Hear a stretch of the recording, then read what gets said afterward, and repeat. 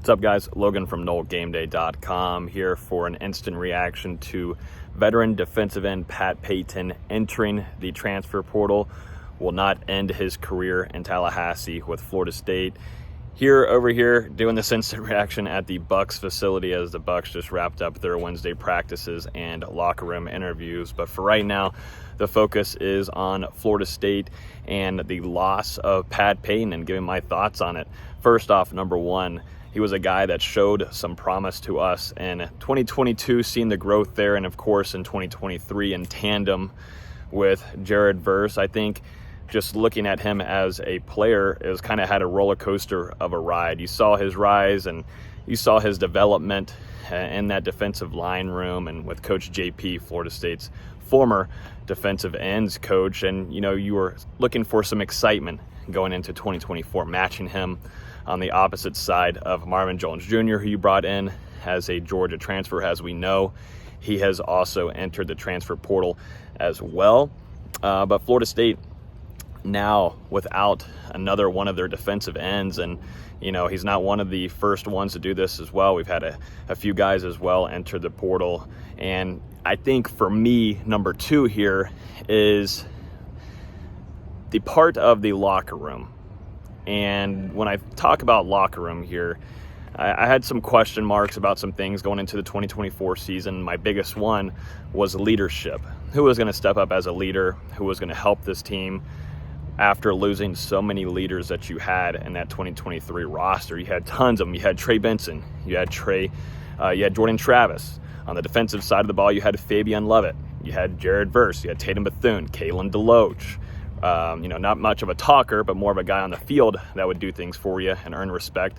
And that was Renardo Green.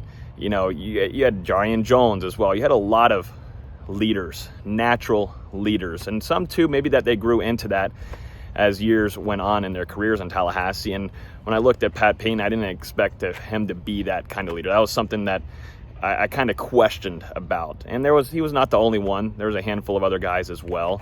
And I think where you see the reaction of some on Twitter and Facebook, wherever else here on social media, where you see maybe this isn't so much of a crazy loss for the Florida State Seminoles. Is it for depth and getting personnel out there? Yes, absolutely it does. But for me, in my opinion, the locker room needs to be in a better place. And I think Mike Norvell learned that.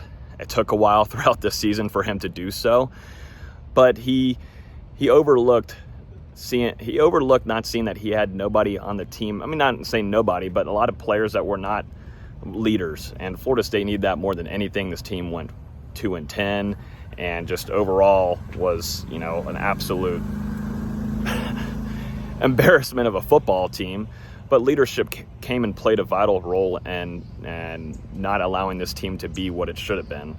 And, Pat Payton, you'd see in the time that he would play, you would ask yourself, how much is he putting in effort? You'd see it in one play or two plays in a drive, just kind of wondering, is he out there? Where is number 11 at? And that's something that a lot of FSU fans, and I'm sure too the coaching staff, had to question him on. And, we were waiting to see what his intentions were going to be. Would he hit the transfer portal? Would he, put his name into that NFL draft, kind of like what we saw with Darrell Jackson, and then take it out and return to Florida State?